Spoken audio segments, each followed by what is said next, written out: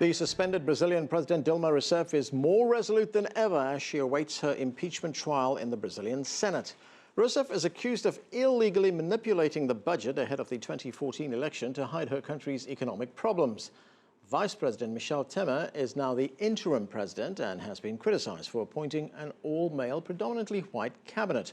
We'll speak with three Brazilian scholars about the political and economic crisis in just a moment. But first, CCTV's Paulo Cabral brings us a one-on-one interview with Dilma Rousseff about her presidency, her legacy, and her determination to fight on.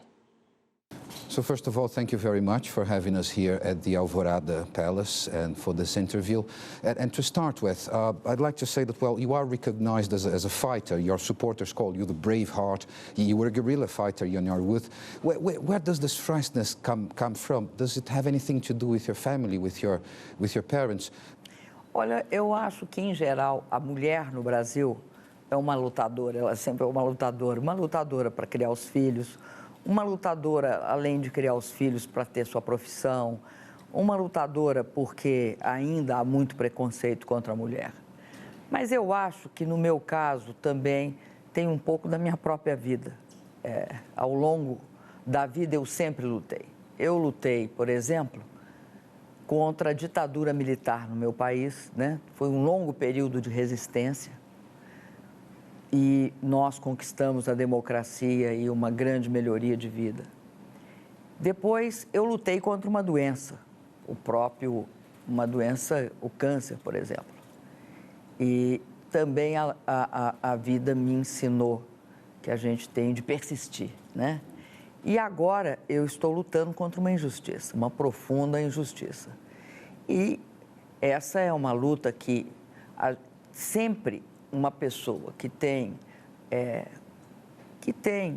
princípios, valores e que defende o seu próprio país, que defende um concerto de interesses comuns em que o primado da justiça, da paz e de tudo o que significa prosperidade para o seu próprio povo tem. Então, essa luta também tem muito a ver com os valores e com o motivo pelo qual eu estou lutando. Eu estou lutando uma luta justa. And it's interesting, you have referred to two battles that you have won against dictatorship in Brazil and against cancer. Why do you think you have won that? What do you think that led you to be a winner? Eu acho que eu saí ganhadora disso porque, em ambos os casos, eu não desisti. Na vida, eu acho que na vida de qualquer um de nós, brasileiros, chineses, enfim, de todas as pessoas do mundo, quem persiste, quem acredita naquilo pelo qual luta, tem grande chance de ser vitorioso. Então, eu acredito que é por isso. You certainly know the classic Chinese text, The Art of War, of Sun Tzu, and one of the sentences is, he will win who knows when to fight and when not to fight. Do you see any other option to fighting right now? Não, não há. Esse é o momento de lutar. Eu concordo com Sun Tzu. Acho que é sábio essa colocação, porque na vida tem momentos que você não pode lutar, ou seja, lutar é, de uma certa forma, parar de lutar. Aproveitar e ganhar forças, aproveitar aquele momento de aparente passividade para poder adquirir os recursos com os quais você lutará na próxima etapa. Agora, eu estou na fase em que eu tenho de lutar. E acredito que será uma luta que contribuirá para o meu país. Por isso, eu tenho certeza que eu tenho de lutar, não apenas pelo meu mandato, sem dúvida também pelo meu mandato, mas, sobretudo, porque está em questão no Brasil não só a democracia, mas todas as conquistas que nós tivemos nos últimos anos, em todas as esferas. Tanto no que se refere à evolução e à melhoria da vida do povo brasileiro. Tiramos mais de 40 milhões de pessoas da pobreza. Mas também em relação a tudo que conquistamos internacionalmente. A própria política externa brasileira, que fez com que nós dessemos extrema importância para a própria América Latina, para a África e também para os países BRICS. Isso sem dizer que damos importância também aos Estados Unidos e à União Europeia. Mas antes não havia essa importância da América Latina, da África e dos países BRICS. Era como se a gente tivesse voltado as costas para a nossa própria região e para as outras regiões, e só víssemos os países envolvidos. Então, essa luta que eu estou travando é uma luta para assegurar e para garantir que o que conquistamos nos últimos 13 anos, 14 anos, seja de fato uma conquista sólida, firme e que não haja retrocesso. You accused Vice President Michel Temer, now interim president, of betraying you and democracy. What's the basis of that accusation? A base dessa acusação é que esse processo de impeachment, ele é produzido e conduzido por uma pessoa que é a pessoa importante nessa história, que é o ex-presidente da Câmara de Deputados. Esse senhor, ele tem acusações de lavagem de dinheiro, de recebimento de corrupção e tem contas externas na Suíça, por exemplo, entre outros países. Está nos Panama Papers. Esse senhor, ele armou esse golpe. Sem ele, este golpe, que é este processo de impeachment que ele recebeu na Câmara Federal, não teria ocorrido e nem tampouco teria sucesso. Pois bem, o vice-presidente é um aliado desse senhor e, de uma forma, eu diria, meio subordinada a ele, recebeu essa condição de substituir como presidente provisório porque ele aceitou o processo de golpe. Ele poderia ter, inclusive, tido uma atitude mais decente no sentido de não participar disso, de ficar ao lado desse processo. Mas não, ele participa diretamente a isso.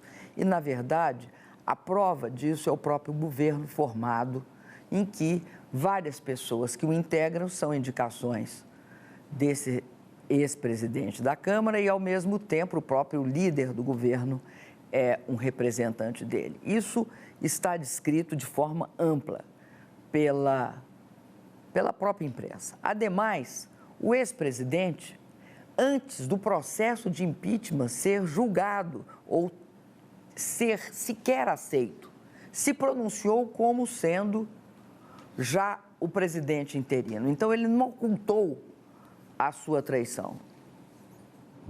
But in the end, you were elected together, and when you choose a vice president, you're telling people you can rest assured that in my absence, you're going to be in good hands with this person.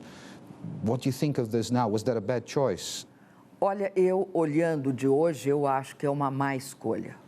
É uma má escolha porque você não pode supor de forma assim, você não pode julgar o caráter de certas pessoas, a não ser em situações extremas, quando de fato elas são colocadas à prova. Então, é uma má escolha porque, de fato, o senhor vice-presidente não tem condições, as básicas condições de uma relação com um presidente, que é a lealdade. Ele não tem essa, vamos dizer, essa qualidade. You have referred to Eduardo Cunha, the former president of the chamber, and Vice President Michel Temer as members of the school, as you say. Any other political figures in Brazil that would also included as key in this sabotage of your government, as you put it? Olha, tem vários integrantes desse grupo. A imprensa é bastante clara quando os nomeia, né? Hoje, inclusive, em todos os jornais está dito que o senhor Eduardo Cunha tem grande interferência no governo. O fato, né, concreto é que esse processo de impeachment tem uma característica. Ele é um processo que não tem uma questão que é central. Ele não tem o crime de responsabilidade que poderia fundamentá-lo.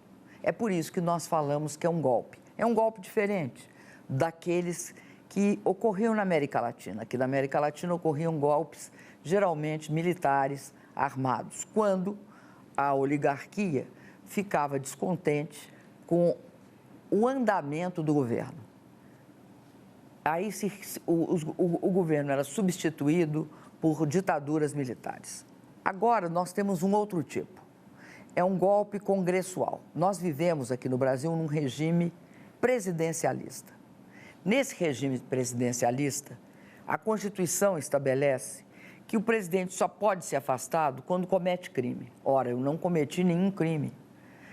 Não tenho contas na Suíça, não tenho acusação de corrupção. Do que me acusam? Me acusam de ter operado o orçamento de forma incorreta e que, ao invés de cortar gastos, eu teria deixado os gastos ocorrer. Pois bem, primeiro, isso não é verdade. Nós cortamos, talvez, fizemos um grande ajuste fiscal no Brasil. Mas por que eles me acusam? Me acusam por quê? Disso porque não tenho outro motivo para me acusar. Então, este motivo é bastante frágil. Por quê? Porque todos os presidentes que me antecederam cometeram, tiveram a mesma prática em relação ao orçamento. Igual. Não só fizeram créditos suplementares, que é disso que se trata, mas fizeram em número muito maior do que eu. E não era crime na época deles e não é crime hoje. É simplesmente uma prática no exercício da atividade governamental. Além disso, é sabido que o presidente da Câmara recebeu este processo e o recebeu por quê? Queria se vingar do governo que não aceitou a chantagem dele. Então, é um processo que tem esse pecado original. Ele é fruto de um desvio de poder.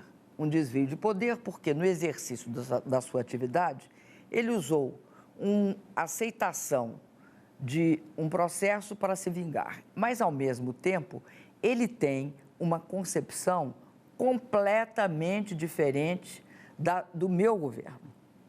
Ele propõe e defende ajustes bastante neoliberais no Brasil. Como ele não tem condições de ser eleito, nem tampouco o vice-presidente, porque quem foi eleita com 54 milhões de votos fui eu. Eles não têm condições de submeter uma eleição. Então, o que eles fizeram? Uma variante de eleição indireta, golpista, para se aceder ao poder. E utilizaram de uma lei de 1950, uma lei bastante defasada. E aí você veja certas contradições que causam essa lei. Eu estou afastada por até 180 dias. No entanto, tem 2 presidentes no Brasil. A presidente legítima, que sou eu, e o presidente provisório, morando na mesma rua. Então, é uma cena absurda num país das dimensões do Brasil, da complexidade econômica do Brasil. Nós vamos ter necessariamente de enfrentar essa questão depois de passado esse processo, porque isso é inadmissível. E ele se dá o direito de desmontar todo o governo, de não colocar. É um governo que não tem mulheres, não tem negros, num país cuja maioria é mulher e tem uma parcela muito significativa da sua população negra. Então, é um governo de homens brancos, ricos e um governo, do ponto de vista de toda a nossa sociedade, que não o reflete. Aí cometem absurdos, acabam com o Ministério da Cultura. O Brasil é um país diverso o Brasil precisa da cultura para garantir a formação da sua própria nacionalidade. Ao mesmo tempo, pretende acabar com o sistema único da saúde, ou melhor dito, não é bem acabar, pretende reduzir o sistema único de saúde. Nós temos orgulho de um sistema que garante saúde universal para todos os brasileiros. Então, tem vários mecanismos em questão neste processo que desmontam o que foi feito. E um dos piores é a política externa hoje defendida. In most cases, a coup d'etat is followed by a dictatorship. If you say there was a coup d'etat in Brazil, do you think this country could be, in your opinion, on the path to a dictatorship? Não acredito. Eu vou te explicar por quê. Porque são tipos diferentes de situação. No passado, o golpe significava uma destruição da democracia. Se você pensar que a democracia é uma árvore, o golpe de Estado, feito com armas na mão, ele era uma espécie de machado que cortava a democracia e derrubava a democracia. Este golpe, cuja maior preocupação é não ser chamado de golpe, porque ele é feito com a tentativa de utilizar as instituições e os furos das instituições em proveito próprio, é como se fosse a mesma árvore que a democracia e ela tivesse parasitas. E esses parasitas tivessem impedindo o funcionamento pleno daquela instituição. Nesse sentido, o parasita não acaba com a árvore, mas ele compromete a situação da árvore. Eu estou tentando fazer uma imagem porque fica claro a diferença entre uma situação e outra situação. Isso, inclusive, é que explica que em vários países da América Latina isso tem ocorrido, alguns impeachments, porque tudo isso está baseado no processo de impeachment. Alguns impeachments têm base legal, outros impeachments não têm base legal. Os que não têm base legal são verdadeiros golpes. Agora, a grande diferença do passado é que eles não acabam com a democracia no sentido que se acabava, mas eles comprometem o desenvolvimento da democracia, como se eles enfraquecessem. You were the first woman president of Brazil, which is in a region, Latin America, that and the world is thought as a place of a lot of male machismo. Do you think that still is the case in Brazil and in Latin America? And do you think this has played any part in this political crisis? Sem dúvida, isso jogou um papel importante nessa crise política. Acho que o fato de ser mulher torna, num ambiente que sempre foi dominado por homens, uma questão problemática. Agora, eu não te diria que é a principal causa. É um componente, mas não é o principal. President, I'd like to get back a bit to your past fights as a young Marxist guerrilla in the 60s and 70s. You were captured and tortured by the Brazilian military. Could you tell us a little bit more about that? What was that story? What happened to you then? Olha, eu lutei contra a ditadura militar no Brasil, participei da resistência democrática. Nesse processo, eu fiquei 3 anos presa, fim dos quais eu saí da prisão e, obviamente, naquela época, quando eu saí da prisão, ainda estava durante o período militar, ainda a ditadura vigia, só que eu peguei a parte, vamos dizer, final do processo da ditadura já solta. Sofri algumas perseguições, mas aí o país teve um grande ressurgimento. Através de muitas lutas, nós conseguimos implantar a democracia e ela é algo muito importante para nós, porque ela é o resultado de uma luta de muitas pessoas, milhões de pessoas. Algumas morreram, muitas foram torturadas, outras foram exiladas, mas todas lutaram da sua forma e construíram um processo democrático no Brasil. Esse processo democrático se expressou numa Constituição, chamada Constituição Cidadã. Ela não só solidificava a democracia, mas ela fez uma previsão, estabelecendo vários direitos para a população brasileira.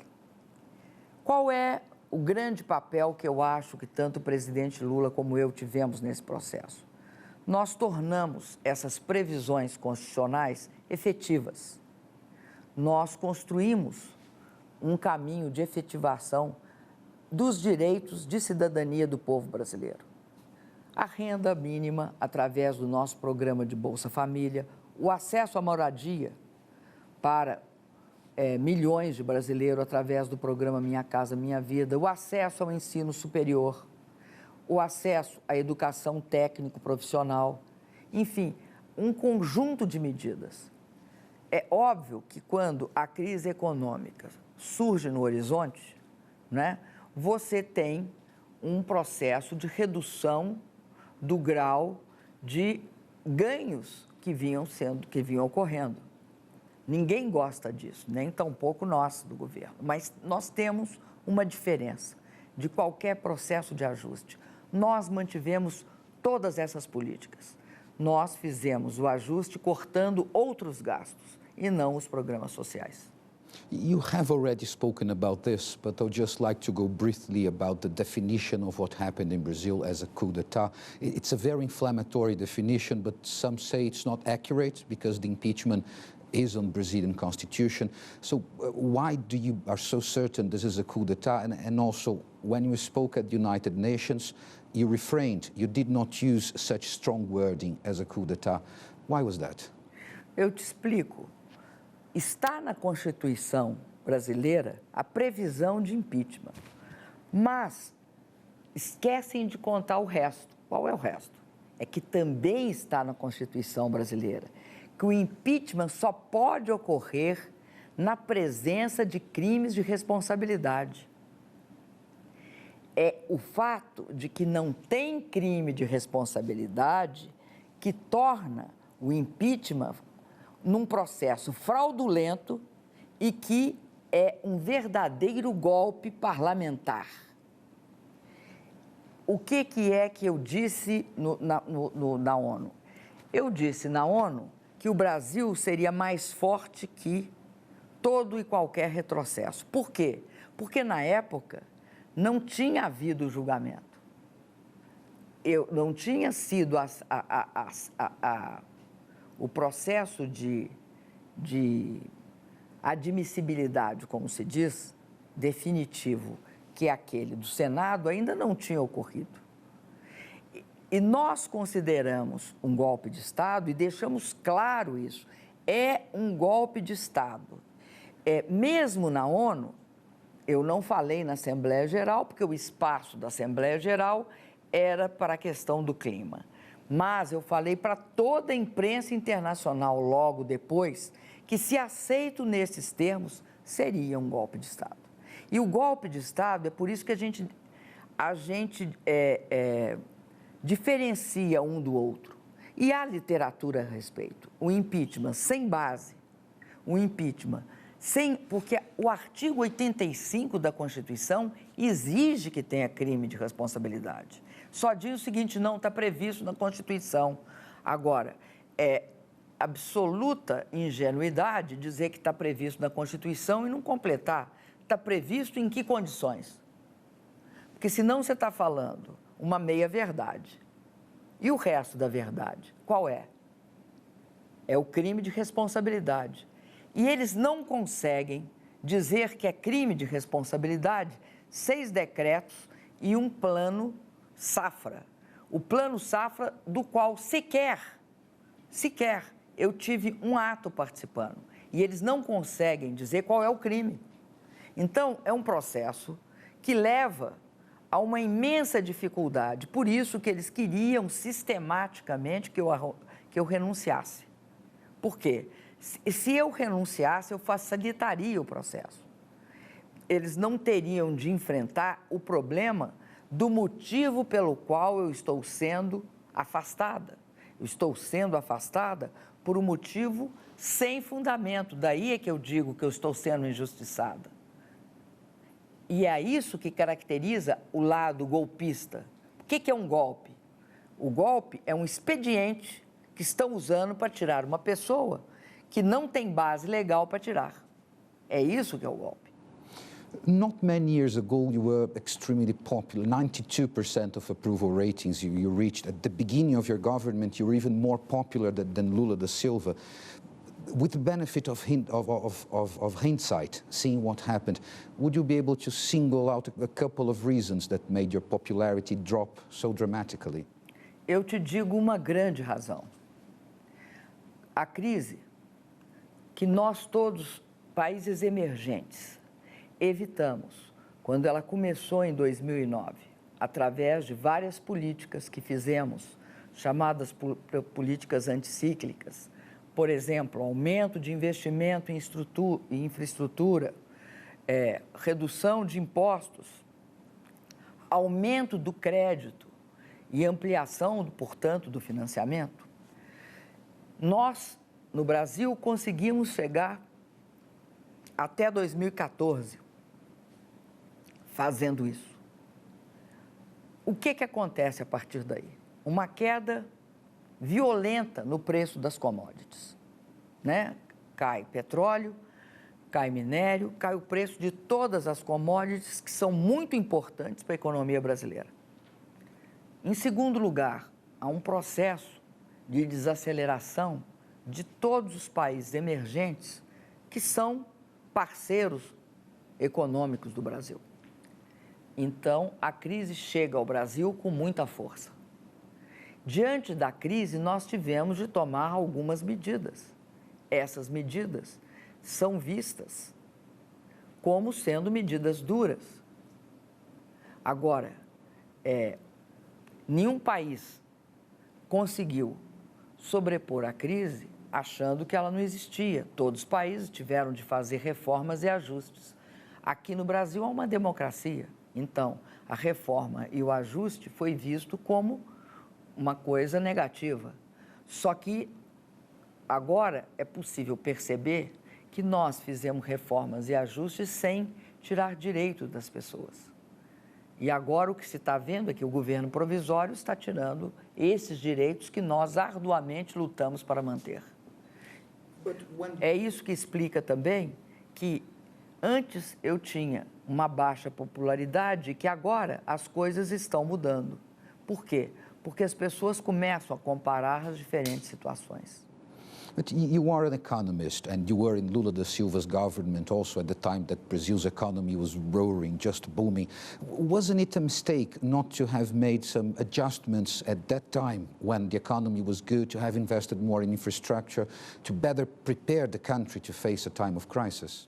Olha, nós investimos bastante em infraestrutura durante o período do presidente Lula. Agora, a crise acontece em qualquer país. Ela aconteceu em todos os países, aconteceu nos Estados Unidos de forma profunda. Aconteceu e ainda está em andamento na Europa, em toda a União Europeia. A crise atingiu os países chamados emergentes. Então, você tem de saber que você tem uma parte do ciclo que é uma parte ascendente. Depois você tem a redução do ciclo, e isso ocorre sempre. O que foi ruim no Brasil? É que, em 2014, eu ganhei uma eleição e eu tive 54 milhões de votos. O candidato adversário teve 51 milhões de votos. E desde o primeiro dia, logo após a minha posse, o que aconteceu? Primeiro pediram recontagem dos votos e se verificou que não tinha nenhum problema. Depois pediram a reavaliação das urnas. Depois tentaram impedir que eu tomasse posse. E depois passaram sistematicamente a impedir o meu governo pelo controle que tinham da Câmara de Deputados. Então, no Brasil, não foi só uma crise econômica que eu enfrentei. Eu enfrentei uma crise econômica sobreposta a uma crise política. Uma crise política que a oposição forçava a deterioração do ambiente para criar as condições para ocorrer esse impeachment fraudulento ou golpe de Estado. President, you were one of the people that helped to organize the Olympic Games that are coming to Brazil, not only the Olympic Games in Brazil, but the first in South America. And you won't be the president, the acting president at least, when the Olympic Games come. Is that disappointing for you? Where are you planning to be watching the Olympic Games? Olha, eu tenho muito orgulho de ter não só participado, desde o início, da assinatura do pacto que chama Matriz de Responsabilidades, que leva o Brasil a assumir a Olimpíada em 2016. E também da criação de todas as condições para que essa Olimpíada seja um sucesso. Não só através do financiamento da infraestrutura, da grande maioria da infraestrutura desses Jogos Olímpicos, né, o Parque Olímpico e toda aquela infraestrutura em que estão previstos estádios, arenas, né, pistas, como também da estrutura física propriamente dita, de toda a garantia da energia elétrica, de toda a garantia da estrutura para permitir que os Jogos Olímpicos sejam transmitidos para todo o mundo e também da segurança. Então, eu ficarei bastante triste de não participar, de ter construído a festa e não participar dela como presidente. Agora, eu acredito que como presidente eu posso estar presente. Eu posso não ser a presidente, eu não estou no exercício do cargo, mas eu continuo sendo a presidente do país. Se eu não puder comparecer, eu ficarei muito triste.